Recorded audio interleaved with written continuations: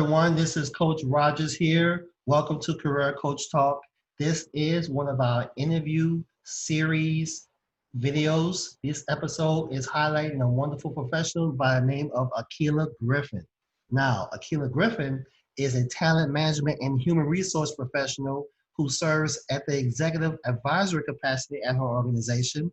She's from Kansas City, Kansas.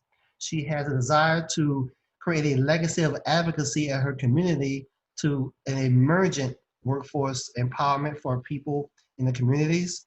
She seeks to close the generational gap in workforce leadership. She is a certified professional coach as well as certified in her area of human resources. And recently she has participated in the Transform Us mentorship program. She currently holds a management role within Parkland Health in the hospital system. And I would like to take this time to introduce you and welcome to the show the wonderful Miss Akilah Griffin. Hey, Akilah, how you doing? I'm good. How are you? Doing great, doing great. I have to say, I do love the hair. I really do. Thank you. Gotta switch it up a bit. It's different from my picture, but you know, that's the beauty of having versatility in your hair. Well, I like how you bring up the word versatility. I think that is a great segue because we're not shy here at Career Coach Talk. We like to jump right into the stuff and get into the nitty gritty.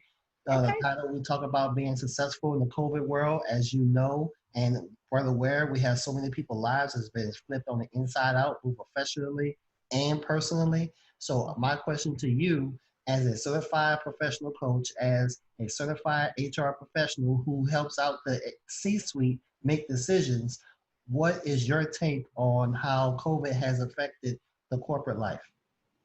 Well, I really think that COVID has forced people in a situation to where innovation is at the helm, right? It's no longer a conversation of when, but how. And so one of the most critical things that it is required of leaders is that they become innovative very quick. Also, that they tap into the talent within their organizations that they have observed to being innovative before COVID hit, before this new normal hit, because those are the game changers that have helped them elevate and continue business operations with versatility. I've observed people really step up and just serve as a team. So that hashtag stronger together really is exactly what it says. And so at the end of the day, I've just seen a lot of people come together and make sure that no momentum is lost in what they're already doing. If it's healthcare, then certainly all hands have been on deck. But those same leaders have been very mindful of making sure people are motivated in this different space that we're in too. But I've seen that across every industry. I've seen a higher level of inclusiveness. I've seen a higher level. Sometimes, people will get so used to hearing that the whole D&I or diversity inclusion, and maybe they've seen a lot of talk, but not necessarily a rubber meets the road. It's fast and furious. This is not even a want anymore. It's a need. And so I've seen leadership rally around that because you need varied perspectives, not only the obvious diversity, but diversity of thought too, in times like this. So I've seen a lot of good come out of it. A lot of things that people may have wanted to see change in corporate responsibility measures too. So it's been a sour lemon, but people have definitely made lemonades. Okay, so you mentioned innovation and the making a lemonade with lemons, which happens to be my personal favorite drink. But so that's actually a pretty good segue to my next question. In the spirit of making lemon with lemonades, what are some things we can do to remain positive, in our professional life, for those who are currently working and trying to hold on to the jobs they have, and those who have been furloughed and now looking for other opportunities? Well, I'll say, and I tell people that I coach and or teach this all the time, work while working. You should be doing that anyway. And what I mean by that is make sure that you lean into your strengths in times like these. And then also lean into the people that are stronger in what you're weak in. So you can continue to have that mindset of constantly, leveling up, even in this time, because when it is when what we consider normalcy now is behind a Zoom or something like that, but normalcy may look different even in 2 months from now. We don't know what the outcome of, the evolution of this horrible virus and the results of it are going to bring. So I always tell people, work while working. That Mhm. doesn't necessarily mean that you're looking, it doesn't necessarily mean you're at work looking for other jobs. It means work while working. Make sure you insert yourself in opportunities where you're going to be more visible and Mhm. demonstrate or get an opportunity to demonstrate your strengths in a way that you may not have. This is a prime opportunity to do that. Work while working also means, level up on some things you probably need to work on. It's no wonder why we see a lot of, personal development, a lot of self-care, advocacy happening. And true enough, it was happening before then, but it's now more critical than ever because people do have those worries. They're worried, or am I going to be furloughed? I don't see business like, coming in like it used to. What am I going to do if we have that meeting, right? And so when you're constantly tied to what your talent, passion, and strength are, I talk about this in my learning sessions a lot. Those three things, if you are focused on those, and that's a large part of working while working, ultimately you're always going to feel fulfilled, even in uncertain times. And so it takes a different level of grit. It takes a different level of commitment.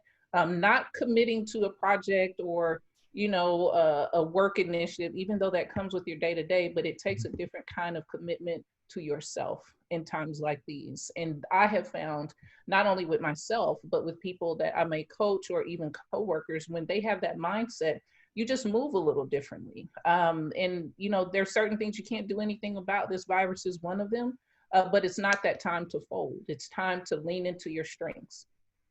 So leaning into strengths. I don't know how you're doing this, but you're really segueing me into the next thing I was going to ask you about. That's Right? what I do. So leaning into strengths from one coach to another. One of the things that I've noticed over the time I've been doing this work and even previously is that we have so many people that go get jobs for the sake of having a job to pay their bills, as opposed to getting a job that actually aligns with their personal skills and professional goals that they have for themselves. Have you Right. noticed a shift in that? Or have you noticed that? And two, have you noticed a shift in how companies are going about hiring people based on their actual natural skill sets and their own professional goals to make sure these people can be retained? Because some people, Right. 'cause especially the millennials, as you know, if they Mm, don't feel a certain level of investment, mm. in with the work they're doing, they're out the door a lot faster than the previous generation. Absolutely. So I'll answer the latter question first, if that's Mhm. okay, as it relates to what am I seeing the companies doing. And this is across all industries. Of course, I'm within healthcare. Our world didn't stop. It won't stop because we are where the people are coming. So for me, within talent management, our main focus is to make sure that we're supporting those frontline physicians, frontline nurse practitioners, and leaders that are really helping the other frontline staff, whether that's allied health or nursing, or even, just operational services. Our job is to make sure that they are adequately staffed because anything could happen. One person could go out, or maybe they think they have symptoms. It could be anything, and that leaves us with another, gap in staffing. So for us, the innovation has been extremely crucial. Having virtual events, even if it's not necessarily like a virtual career fair, but maybe it's an informational session, just to, hey, getting to know you, type Mhm. of opportunity. I've seen a lot of organizations do that, not just in healthcare, but across the board. I've also seen companies that still feel like, no, we're going to do what we've always been doing. And you also notice that they suffer a little bit because of that. When you talk about millennials, they are, it can't be denied. We've got to cater to that particular that generational group. It is what it is. I can remember But talking about they this. make up like over 60% of the workforce now, Yeah. so they're hard to ignore. Yes, and it's doing this. It's not doing this, and it's not doing this. It's Yeah, doing this. And exactly. so, and that's not to say to forget about all of the other generational differences and things like that. We need everybody, but the truth and the reality of the matter is that is the largest component of the workforce. So when I said earlier, innovation is not it's not a if we need to, or it's not a want anymore, it's a necessity. So people have to mobilize accordingly. Organizations have to mobilize accordingly. Get your marketing team, your corporate communications teams, your recruitment teams. So everybody, it's going to take everybody's hands on deck. If a recruitment team is bringing them in, we need to have a robust plan for retaining. And so that's what I've seen on organizations. And then the first part, I got so excited about that. So if I don't answer the first part, you'll have to recap it for me. But I think you had asked about just individuals, right, around the hiring. How are they feeling about like interviewing and things like that? What am I seeing occur? Is that right? Yeah, I was asking about, the alignment of, okay, it's one thing if somebody has the skills on paper, you bring them in, but it's a whole nother thing if this person, have you gone to the level where you're assessing if this person even likes doing this job? Right. Are you hiring somebody who loves the party, to do a software development job? Right. Those personalities are in conflict. That's just Right. you know what I'm saying? Exactly.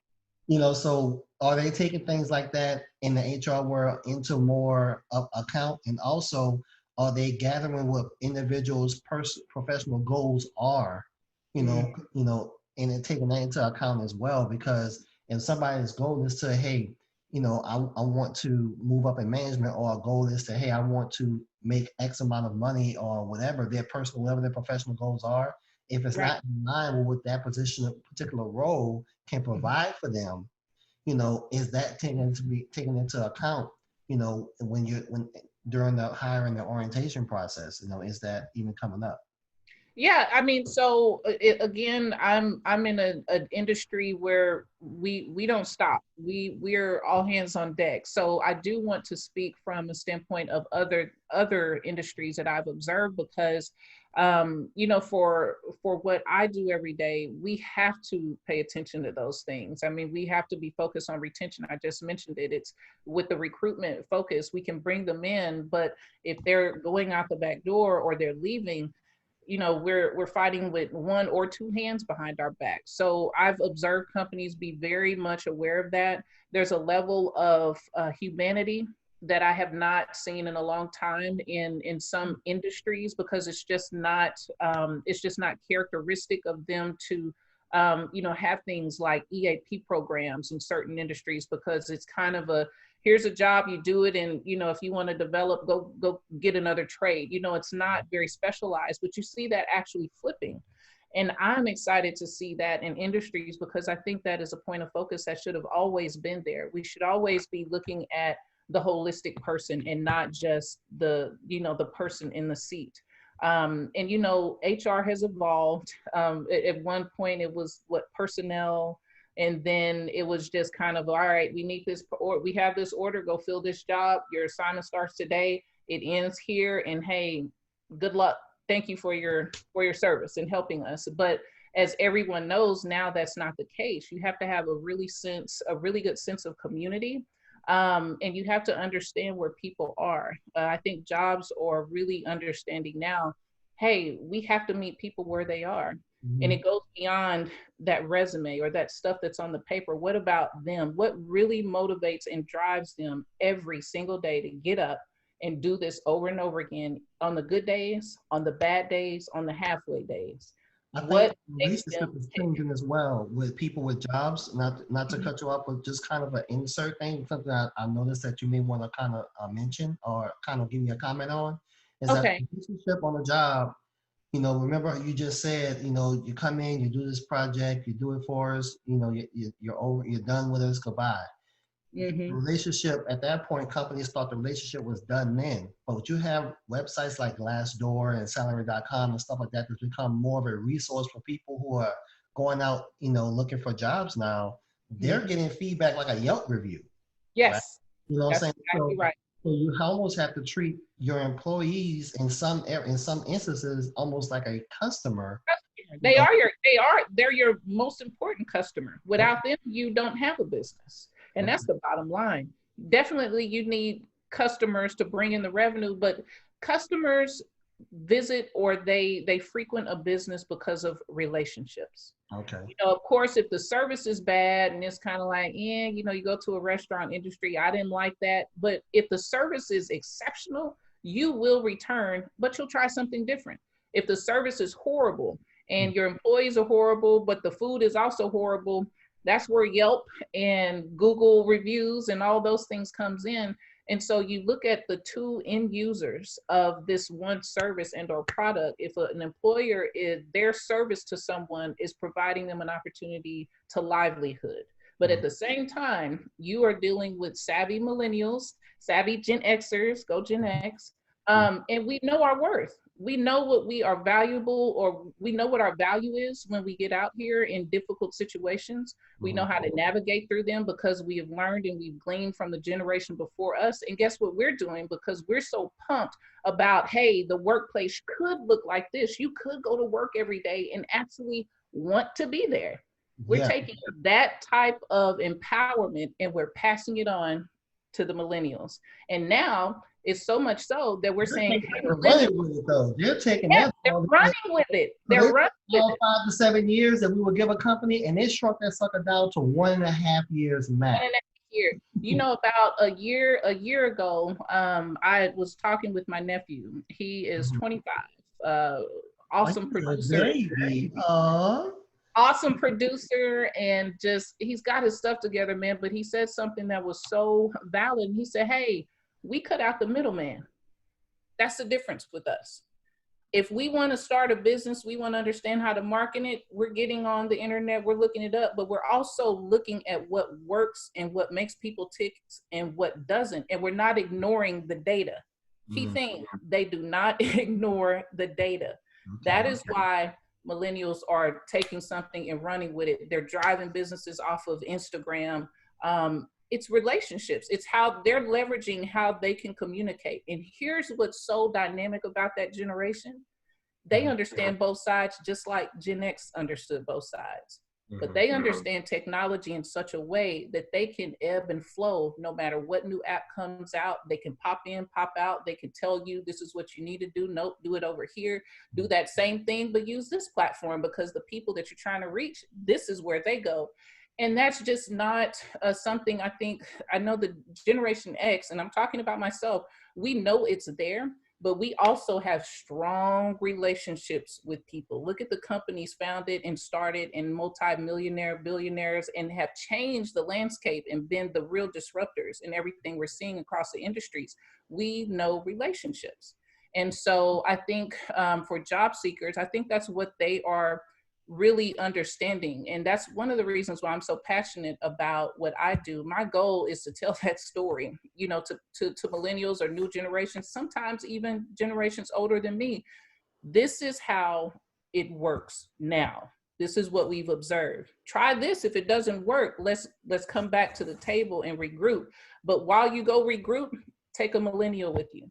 Take a Gen Xer with you. So let me ask you, what are some things people can do right now in today's professional ecosystem to continue to be successful? Yeah, what can they do now? Because some people, like you say, the competitive landscape has exploded, you know, as far as, you know, people looking for jobs and stuff like nature. So just a few months ago, it was an employees market. You know, now it's kind of flipped based on, you know, demand at this point. So what are some things that people can do to continue to be not just positive, but to have a positive outcome in their job searches? Hitch themselves to something bigger. And sometimes that doesn't come with a paycheck. Okay. Sometimes what you hitch yourself to has everything to do with purpose or your passion and your talent. I talk about that a lot, the differences between your talent, passion, and strength. I may be really good at this, and that's why I have a job in it, getting paid, and that's what fuels my livelihood. But on, you know, any other day after I leave that, I'm mentoring the people, or I'm a part of a group that helps folks, you know, in one way or the other. understanding self-fulfillment is a huge way to make sure that, if I can be honest, to make sure you keep your skills sharpened. Because it's one thing to say, okay, you remember the commercial with Dunkin' Donuts, the older gentleman, he would say, time to make the donuts. Yeah. It's one thing to do that every single day, but then you have nothing else to go to because you're just used to the mundane, but you're not feeding your spirit. You're not feeding what gets you up and gets you moving. But you can take that same scenario and say, time to make the donuts. Oh, but I also have a mentoring session today. I'm ready. So, And I think that is what motivated people a lot to kind of stay afloat and stay positive. You asked about staying positive. Right. You stay positive when you feel self-fulfilled. A job doesn't make you feel self-fulfilled. You have to have that in you. And you find that when you make sure you're exercising your talents, like you're exercising your strengths, like you're exercising your passion. That's what keeps you motivated, in my observation. So you say connect to something bigger. Kind of stuck with me a little bit when you said that. Now, the fear is on the candidate side, is that if they see that I'm connected to something bigger that I created, then does that make me less of a candidate, saying, for the job? If they see, wait a minute, this person has an LLC and they run an event promotion business also for themselves, and they happen to be, I don't know, a IT project manager. Would a person that has something like that, that's easily identifiable with them, that they also do, does that make them less of a candidate versus somebody who doesn't have any business on the side and the only thing they're having in their resume is jobs where they were project managers and that's it? Some jobs call for people that only have one goal, and not to say that if you're doing one job you don't have multiple goals, but some jobs and employers look for people that don't have a lot on their plate because they know that job is going to be in high demand. There is nothing wrong with that. I don't think that organizations should be shunned because of that, but as a candidate, when you do get that opportunity to go sit in front of someone to become an employee, even though you have this other thing over here that you're 100% passionate about, you would do it in your sleep, you don't need a paycheck for, and one day it's going to pop, right? You have to be completely honest with that employer interviewing you. You have to invite them to that conversation because now they're getting to know you. You may say something about what you're doing in your business in that interview and say, within my resume, you'll see that I do X, Y, and Z. I'd like you to understand why I am looking for employment. Let me tell you my story. Let me tell you my journey. I want to make sure you understand that I'm fully committed to whatever job I'm doing, and I have no concerns that it will interfere with this job. Here is why.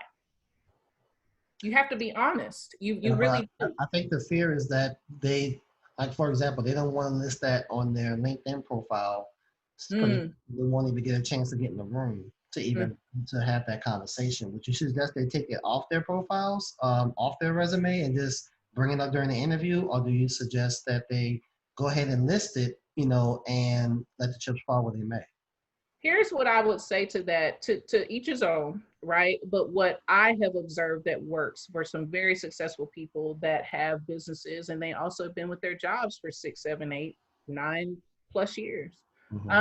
Maybe within a LinkedIn profile or a professional network profile, you put that in on LinkedIn particularly, right? You have other areas of interest where you could list that.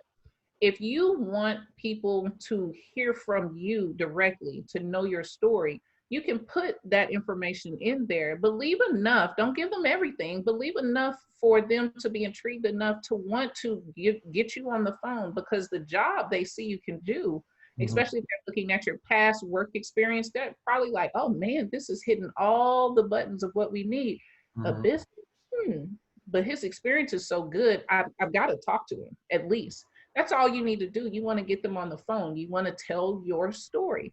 And because of what I said earlier, that I'm noticing with organizations, they're a lot more engaged on a relationship faces as it relates to candidates. They're wanting to relate to people in a way that's not so robotic through an application interview process. They want it to feel human. They want it to be very conversational of sorts. So I haven't seen a lot of organizations shun people.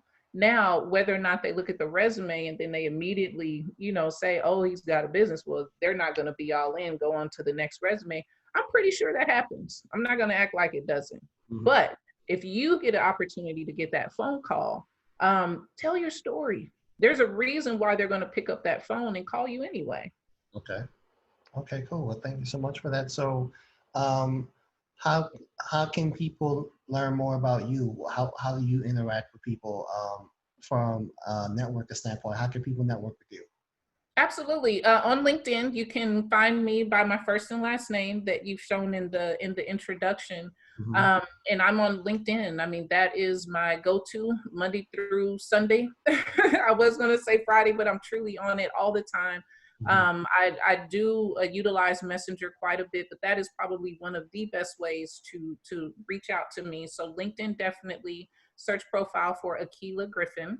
And then I keep that to my hip, whether I'm on my tablet, my Mac, or my cell phone. Awesome. Well, I just want to take this opportunity right here to thank you so much. You have provided some insight that a lot of us don't get a chance to have until we're kind of almost too late. We're already involved. Yes. We've already heard back as a no or whatever. So thank you so much for sharing some insight and for your open and honest feedback on some of the questions that I asked you. I definitely appreciate that. Absolutely. Thank you so much for having me, and whatever assistance I can offer for anyone who's engaged with your show and your content, definitely let me know. Absolutely. But I'm going to ask you one thing that I like to ask all of our guests. Uh-oh. Yeah. What are your final words? What is that piece of insight that you would like to leave us with right now? Oh, wow. Be mindful of how you show up for yourself. That would be the key piece of information. We are always, and I'll say a little something about fear, if you don't mind. Yes, these times are uncertain. We don't know what tomorrow is going to bring. Schools are opening. My children will be here at home learning, but we don't know what even next Monday is going to bring. All of that will play into fear, especially if you're already in a situation where you're also looking for work. So you have to, when I said earlier, make sure you are paying attention to what you need beyond just what you're putting on your resume to attract people to call you and things like that. At the end of the day, you have to feel fulfilled. You have to feel like you are pressing forward, even when you get that no. And the only way you do that is you have a specific and strategic focus on your self-development. I cannot express that enough. When you do that, somehow there's a switch that comes on that turns that fear off and turns tenacity on. It turns empowerment on when you're like, nope, I know what it looks like right now, but I know that I'm working while I'm waiting. Just like you can work while working, you can work while you're waiting. And the most valuable asset that you can invest in is in the mirror every day. Well, that is powerful. That is poignant and extremely true. And I thank you so much for leaving us with that. And absolutely. This is Ms. Akilah Griffin, the wonderful HR expert that we have had. I don't know about expert. You know how they say keep on living? Mm-hmm. Same range true in HR. Well, thank you so much again for joining us today. We definitely enjoyed you. Absolutely. Thank you so much for having me. Awesome. And thank you guys for watching today's episode of Career Coach Talk. I'm your coach, Rogers V, and that is also your coach right there, Akilah. Reach out to connect with her on LinkedIn to learn even more information and how to continue your success even during this COVID crisis. Thank you guys for watching. Thank you for watching today's episode of Career Coach Talk. Are you ready for your next professional version of yourself? Come visit us at mdself.com. Schedule your free consultation or reach out to us via email at coach@mdself.com.